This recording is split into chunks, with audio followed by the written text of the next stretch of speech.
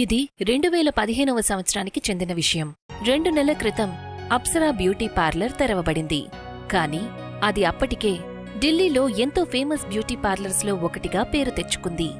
Parlour యజమాని శ్వేతా తివారీని అందరూ makeover దేవత అని భావించడం మొదలుపెట్టారు. నెమ్మదిగా పార్లర్ తలుపులు తెరుచుకున్నాయి.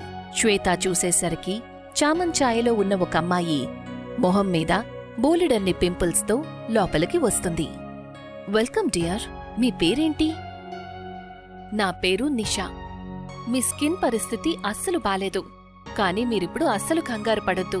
నేను మిమ్మల్ని ఎంత అందంగా తయారు చేస్తాను అంటే ఇంతవరకు ఎంతమంది అబ్బాయిలు రిజెక్ట్ చేశారో వాళ్లందరూ కూడా నీ కాళ్ల దగ్గర పడుంటారు.